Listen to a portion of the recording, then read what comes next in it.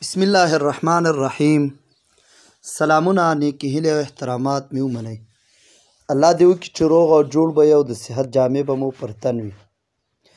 بعد د سلام نه نن زمونږ د ادب پوهنې د درس په برخه کې عنوان او موضوع ده ادبیات او ادبي څېړنې. ادبیات او ادبي څېړنې لکه څنګه چې نوم نه معلومیږي، مخکې مو هم ولوستل او په دې باندې مو یو درس ورکړی و چې ادب پوهان ادبیات په دوه لویو څانګو باندې ویشي. ادب پوهان ادبیات په دوه لویو څانګو باندې ویشي. یوې ته یې تخلیقي ادب وایي او بلې ته یې تحقیقي ادب وایي. تخلیقي ادب او تحقیقي ادب مخکې ډېر خبرې پې شوي، لږ بیا یو ځل دوباره یادونه پې کوو. تخلیقي ادب کې لکه د شعر او هنري اثر بېلابېل ډولونه شامل دي. یعنې یو لیکوال شاعر هغه یو شعر جوړ کړي، یو شعر رامنځته کړي، یا لیکوال یو نثر ولیکي او د خپل پوهې ذکاوت د تخلیق په اساس باندې دی رامنځته کړي، نو دا تخلیقي ادب شو. او په دوهمه برخه چې هغه تحقیقي ادب دی، په دغه ادب کې هغه ادب چې تخلیق شوی دی په هغې په هکله باندې تحلیل او تفسیر وکړي، څېړنه وکړي، وضاحت ورکړي. یعنی په تخلیق شوي ادب باندې تحقیق، ریسرچ او څېړنه وکړي، دا تحقیقي ادب دی. د ادبیاتو دغه تخلیقي ادب ته ادبیات ویلی شوي دي، اصلي ادب ویلی شوی دی. او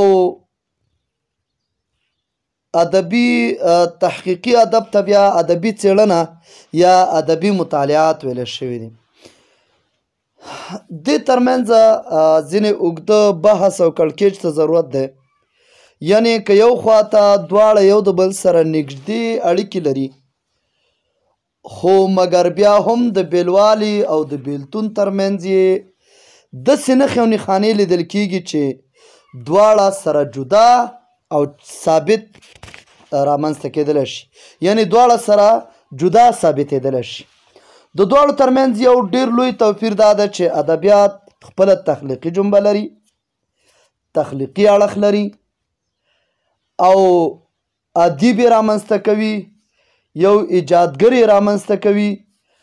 او ادبي مطالعه بیا د ادب په هکله یو ډول پوهه ترلاسه کول دي. تحقیقي ادب د ادب په هکله یو ډول پوهه یا زده کړه ترلاسه کول دي، یا د پوهې او د هغې زده کړې مطالعې ته تحقیقي ادب وایي. یعنې په تخلیق شوي ادب باندې تحقیق او ریسرچ او څېړنه ده. یا داسې ویلی شو په لنډ ډول ادیب هنرمند دی. هغه تخلیقي ادیب چې ادیب تخلیق کوي هغه یو هنرمند دی، او ادبي مطالعه کوونکی او لوستونکی دا د زده کوونکو په ډله کې راځي. یعنې ادیب کوم چې ادب رامنځته کوي، تخلیق رامنځته کوي، هغه هنرمند دی، او تحقیقي ادب والا هغه لوستونکی دی، زده کوونکی په ډله کې په دې ډله کې شاملیږي. ځینې بیا د ادبیاتو او ادبي مطالعاتو ترمنځ د اړیکو ښودلو په لړ کې له دې توپیر نه سترګې پټوي او وایي چې نه، تحقیقي ادب او تخلیقي ادب بس دا دواړه یو ادب ګڼي. دوی وایي چې څوک په خپله ادب نشي پنځولی، یعنې څوک یو لیکنه نشي کولی، یو شعر نشي جوړولی، خو ادبي لیکنه ونه کړلی شي مګر په ادبیاتو نه پوهیږي. هغه داسې وایي. نو ځکه یعنې داسې چې ځینې ادب پوهان وایي چې نه، هر هغه چاته ادیب ویلی کېږي چې په خپله ادیب رامنځته کړي. یعنې دی په تخلیقي اړخ باندې ډېر ټینګار کوي، تخلیقي اړخ باندې ډېر ټینګار کوي، او تحقیق د تحقیقي ادب باندې سترګې پټوي او هغه د ادب یو څانګه نه ګڼي. یعنې یو څوک هغه وخت د بل په شعرونو یا په هنري نثري لیکنو لنډه کیسه وي، ډرامه وي، ناول وي، هلته پوهېدلی شي چې خپله هم شاعر وي هم ادیب وي. کله چې څوک په خپله شاعر وي او ادیب وي نو د بل په ادب باندې پوهېدلی شي، تحقیق او ریسرچ کولی شي. که چېرته نه وي نو بیا نشي کولی. دا د یو ډوله ادب پوهانو یو نظر دی. خو که حقیقت ته وګورو، واقعیت او حقیقت بیا داسې نه دی.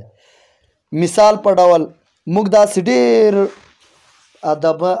ادیبان لیدلی دي، داسې ډېر ولسي شاعران مو لیدلی دي چې بیخي نالوستي وي، بیخي تعلیم لري نه، حتی خپل نوم هم نشي لیکلی، خو یو ډېر نااشنا ادب رامنځته کوي، یو ډېر نااشنا غزل لیکي، یو ډېر نااشنا شعر لیکي. یعنی ډېر نالوستي شاعران موږ په ولس کې لرو چې د شعر فنون، د شعر قواعد، د شعر قوانین، د شعر اصول په دې باندې هیڅ نه پوهېږي او نه یې لوستي او نه پرې پوه به شي. خو مګر داسې کسان موږ پیژنو او داسې کسان په ټولنه کې شته دی چې د پښتو په ژبه کې یا په هره ژبه چې وي د هغې په ادب کې تر پی ایچ ډي پورې زده کړې لري، تر پی ایچ ډي پورې دوی لوستې کړي وي، خو په خپله شعر هم نشي لیکلی او په همدې ترتیب باندې نثر هم نشي لیکلی. هغه ادیبان چې خپله نالوستي وي هغوی د لفظونو بدیع و بیان، معنوي صنایع دا ښه په ځای لګولی شي. تشبیه، استعاره، کنایه، مجاز، قافیه، د هرغې ارکان او عیبونه ورته معلوم نه وي، خو مګر شعر په ډېر ښایسته انداز سره رامنځته کولی شي. خو داسې ادبي فنکاران موږ پیژنو، ادبي اثار یې هیڅ ښه ډېره مطالعه، ښه ډېر لوست یې کړی وي، خو هیڅ کله ادب نشي ابتکار کولی، نشي رامنځته کولی. ادیب په دې ابتکار کې نوی فکر، نوی مضمون را پیدا کوي. که چېرته موضوع زړه هم وي، دا د بیان او د افادې طرز یې نوی بولي. ادیب په دغه عملیه کې له خپلو کتنو او اورېدنو څخه نوی فکر او نوی معنا راباسي. څنګه؟ د خپل فطري استعداد او تخیلي ځواک په وسیله له عادي پیښو څخه نوي نتایج اخلي او نورو ته یې وړاندې کوي. خو ادبي مطالعه د تخلیق شوو ادبي اثارو لوستنه ده.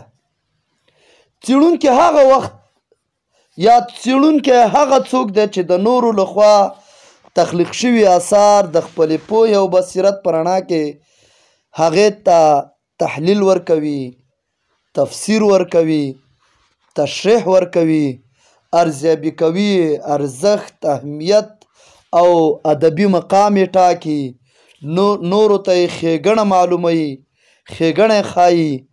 همدارنګه د یو ادبي نثر، ادبي لیکنې بدي بیانوي.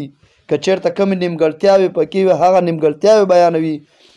سره له دې چې اوس ځینې ادب پوهان د ادبیاتو په هکله څېړنې او سپړنې په ادبیاتو کې نه شمېري، خو دا چې دغه څېړنې عموما د ادب د ماهیت او محتوا یا منځپانګې د تشریح او توضیح او پیژندنې لپاره کیږي، نو د ادب له چوکاټ څخه یې بیلونه هم د ستونزو ډکه ده. یعنی تحقیقي ادب د ادب د چوکاټ نه بیلول دا یو ډېر مشکل کار دی او د ادبیات به ډېر لوی د نیمګړتیاو سره مخ شي. باید په یاد ولرو چې د ادیب لپاره په عامه توګه د امکان تر حده پورې د ادب په هکله په ځانګړي ډول په خپل فن او ادبي هنري څانګه پورې اړونده ادبي مطالعه لازم او ضرور ده.